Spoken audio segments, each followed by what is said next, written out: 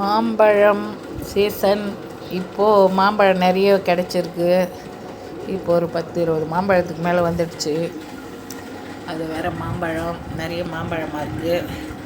இதை என்ன செய்யலான்னு ஒரு யோசனை பண்ணி இப்போது ஒரு ஜாம் செய்யலாம் அப்படின்ட்டு மாம்பழத்தெல்லாம் கூழாக்கின்னு இருக்கேன். இது மாதிரி தோலெல்லாம் எடுத்துட்டு, கொட்டை தோலெல்லாம் எடுத்து ஜாம் ஆக்குறேன். ஜாம் ஆக்கி இதை சர்க்கரை போட்டு மிக்சியில் ஒரு அடிச்சுட்டு, நம்ம அந்த இது இல்லையா, அந்த ஃப்ரீசரில் வைக்கிறதுக்கு அந்த தண்ணி ஊற்றி வைப்பாங்க, அதில் போட்டு அழகாக இதுவாக பண்ணி குல்பி இது மாதிரி கூட இதை செஞ்சுக்கலாம். சர்க்கரை போட்டு அடித்து குல்பி அச்சில் ஊற்றி அழகாக குல்பியாக செஞ்சுக்கலாம். மாம்பழக்கூழ் இதில் சர்க்கரை போட்டு அடிச்சிட போகிறேன். அடித்து இந்த ஃப்ரீசர் பாக்ஸில் அந்த தண்ணி ஊற்றி வைக்கிறேன் இல்லையா, அந்த இதுங்களில் கப்புங்க அதில் வச்சு கட்டியாக்கிட்டு எப்போ வேணாலும் எடுத்துக்கலாம். இது ஒரு ஐடியா செய்யலான்னு இருக்கேன். பார்த்து நீங்களும் செய்யலாம். நான் இது இன்னும் கொஞ்சம் இது எடுக்க போகிறேன். இன்னும் கொஞ்சம் மாம்பழமும் எடுத்து கூழாக்கிக்க போகிறேன். இதையும் பாருங்கள். இப்போ மாம்பழக்கூழ் மிக்ஸி ஜாருக்கு ரெடி பண்ணிட்டோம். இது 2 முறையாக இது பண்ணிக்க போகிறோம்.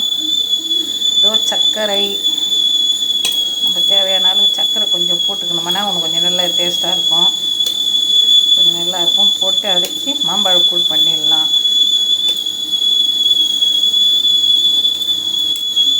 மாம்பழக்கூழ் அடித்தாச்சு, சர்க்கரை போட்டு அடிச்சிட்டோம். இப்போ இதை வந்து ஃப்ரீசரில், இது வந்து டெப்பர்வேரில் ஃப்ரீசர்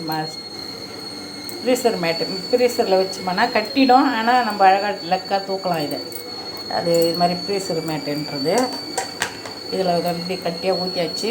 இதையும் ஊற்றியாச்சு. இதுவும் இது மாதிரி நம்ம இந்த மாதிரி இது வைக்கிறோம் இல்லையா, இது மாதிரியும் நம்ம ஃப்ரீசரில் வச்சுக்கலாம். சின்ன சின்ன ஸ்லைஸாக எடுத்துக்கலாம். எடுத்து கட்டி போட்டு கூட நம்ம தனியாக இன்ஸ்டண்ட்டாக ஜூஸ் வச்சுக்கலாம். சர்க்கரையும் மாம்பழம். ஓகேவா? நல்லா இருக்கா? சூப்பராக இருக்குது. சாப்பிட்டேன். இதையே தண்ணி ஊற்றி கரைச்சி நம்ம ஜூஸாக குடிச்சிக்கலாம். இதெல்லாம் பிடிச்சிருந்தா ஒரு லைக் பண்ணுங்கள், ஷேர் பண்ணுங்கள், கமெண்ட் பண்ணுங்கள்.